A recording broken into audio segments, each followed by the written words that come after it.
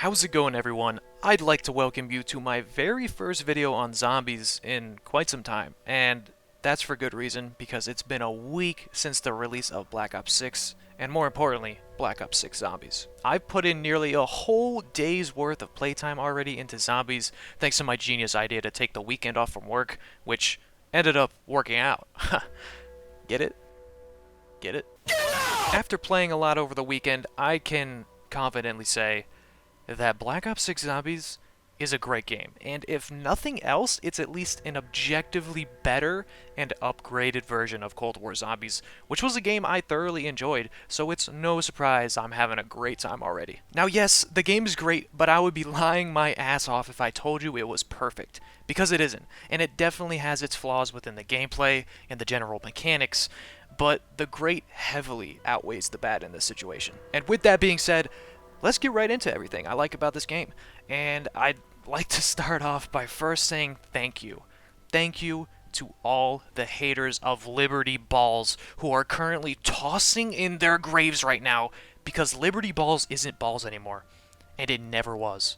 Liberty Balls is genuinely a good map. I said it, and I stand by it. In fact, in some instances of playing, I almost prefer the gameplay loop of Liberty Falls to the loop of Terminus. Now, that doesn't mean I don't like Terminus. Terminus is absolutely amazing. All I'm saying is both of these maps feel so much different, but at the same time feel so equal to each other, whether it be the Easter eggs or the Wonder Weapon. I mean, come on, man. The jet gun is in the game, man. The jet gun is so much fun to use. And the side Easter eggs in this game, oh my god, they are fucking S tier, man. It is so good to finally have a game with a full development cycle absolutely kill it with the quests, which have been severely lacking in recent years. I mean, we have side quests like the Dancing Zombies side quest, the Liberty Lanes Bowling Alley side quest, the Time Trial Speedboat quest, and of course, one of the craziest side quests of all time, the Etherella Easter egg quest, which literally turns you into fucking Superman. I shit you not. This quest is so fucking cool, and I learned recently you can bring this shit into the boss fight. You can literally bring her into the boss fight with you. There's plenty of more side quests that I didn't even mention. There's probably like maybe over 10 more side quests that I haven't even mentioned. There might even be more than 10. I really don't know. There's so much damn quests in this game, and there's probably a bunch that haven't even been solved yet, which is mind-boggling. Now, all the side quests are great, but I am a little bit worried that, as the year goes on, as new maps release, we're going to see the side quests start to fall off a cliff as the developers, obviously move on to their next game. I feel like we're definitely going to start to see the quality fall off and the amount of these side quests start to fall off as new maps release, which sucks, but I mean, it makes sense. But the thing is that the launch of this game has already made such a valuable impression to the zombies community, and it just excites me to see what the DLC season is going to look like, because the launch has been peak. Another thing to mention is the save and quit feature, which is a good and bad thing considering its upside and the fact that we had to kind of lose theater mode and as well as our pause menu for zombies, because if you didn't know, you're only limited to 15 minutes in the pause menu before you have to start playing the game again. I mean, of course, you can just save your game, which is the whole point of the save and quit feature. That's why there isn't a fully fledged pause menu, because they want you to save and quit your game so you don't fill up their servers. I mean, it makes sense because the game is always online, but I mean, I think the save and quit feature is great. I was playing a game of Liberty Falls over the weekend where after I completed the Easter egg, my game completely bugged out to where I wasn't able to use any of my score streaks, and I tried buying every streak to see if they'd work, and I even downed myself, and that didn't fix it. So I had the idea to, you know what, I'm gonna save and quit my game, reload it, and see if it fixes my bug that I was dealing with.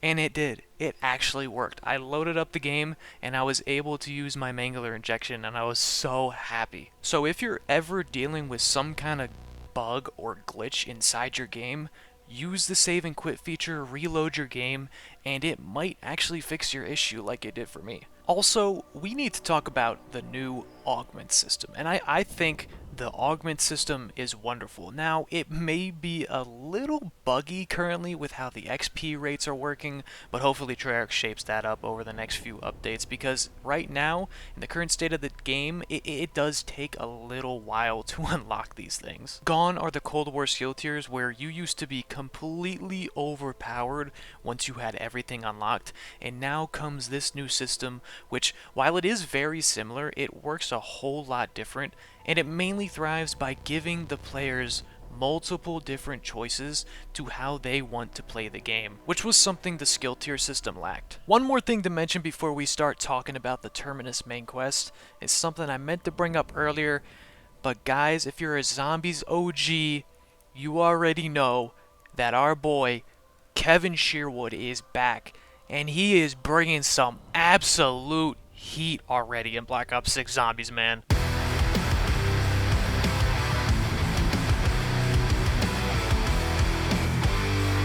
And of course, the last thing we need to mention is the Terminus main quest. Boys, when I tell you we're back, we're so fucking back, man. What a well-designed map and main quest. Kevin Drew, I want to kiss you right now. This quest puts Cold War to shame instantly. Like, I don't even know where to start. Building the Wonder Weapon is amazing. The mid-boss fight against Maya's brother Nathan is amazing. And all I can hear him say is, "Maya, I don't want to hurt you, but I'm so hungry."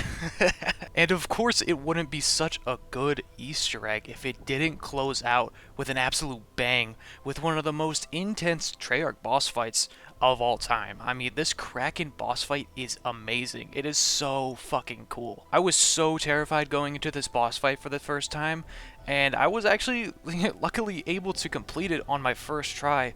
But there might have been, you know, a little brown stain on my underwear after that one. Not only was the boss fight itself amazing, but I thought the ending cutscene was great as well. I was a huge fan of the Chaos story from Black Ops 4, and it was really sad to see its abrupt cliffhanger on Ancient Evil, so the fact that the Dark Ether timeline and the Chaos timeline might slowly be merging together is mind-blowing to me, and I can't wait to see where the story takes us next. Well, that pretty much wraps up everything I already like about the game, and I'm sure there's a couple things that I might have missed. In fact, I actually did forget to talk about the new semi-customizable HUD. I think that is an incredible feature that they've added to the game. But now, let's go ahead and take a minute or two to talk about the things I dislike about the Zombies mode, and luckily, it isn't that much. Now, just before I jump into that, I want to say thank you if you're still watching up to this point. I really appreciate it, and I would kindly ask you to drop a like on the video. I'm not going to start bawling and begging you to subscribe, but leaving a like would help get this video out to the other people in the Zombies community to watch. So, with that being said, let's get right back into it, shall we? The first of my main two gripes with this game is a little something that starts with the letter A. I bet some of you instantly started nodding your head and know exactly where I'm going with this, and I'm talking about the armor system. Obviously, as an OG player, I have a little bit of an issue with this. It was, first introduced in Cold War, and at first seemed like an interesting replacement of the zombie shield, but now it is more evident than ever with the release of MWZ and Black Ops 6 that the armor system is completely just tied to the Warzone armor system. I feel like I'm almost reaching Unk status with the new generation of kids playing Call of Duty that don't even know that a zombie shield used to exist. And listen closely to what I just said there. I said Zombies shield. A shield that used to be unique to zombies. And in some instances, it changed cosmetically based on which map you were playing. And that's the main problem I have with the armor system. It just isn't unique at all. It just has zero aura. It's unfortunate to see how Warzone has made its impact across multiple different modes, but it's clear that Warzone brings in the most amount of players, so stuff like this is probably never going to change unless Warzone is in the grave.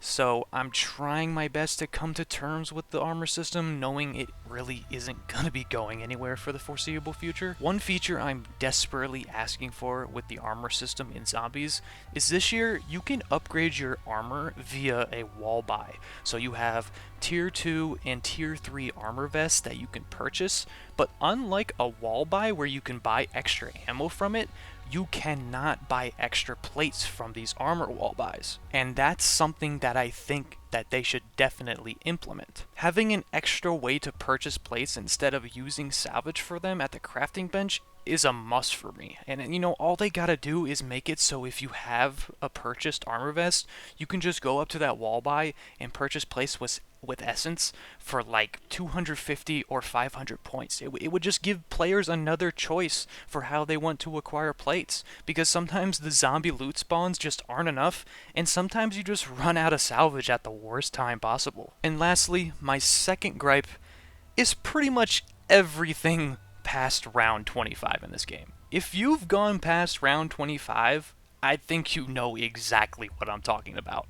Holy shit, is the armored zombie and special enemy spam in this game at high rounds absolutely absurd. Not to mention, like, the vermin rounds past round 30 feel like they last fucking forever. Like, I really think the regular zombie rounds are faster than the vermin rounds. It's ridiculous. Now, it seems like this has been an outcry for most of the community already, from what I've seen, so it's very possible that Treyarch end up nerfing the boss spawns in a future update. And you know, I'll give them the benefit of the doubt for the time being, because you know the game is literally only a week old, so we just need to give it some more time to marinate and mature into a more balanced game mode. But at the end of the day, I really am enjoying Zombies so far this year, and there's still so much more content to come, and it's really exciting. Before I let you guys go, I'd like to mention that obviously this was an opinion-based video, and if you didn't end up agreeing with my opinion, then you're wrong. But seriously, everyone is, you know, entitled to their own opinion, and that's perfectly fine. So if you want to throw some discourse in the comment section, go right ahead. I'd like to see what you guys think about Black Ops 6 Zombies. But anyways, appreciate you all for stopping by. Thank you, and have a good one.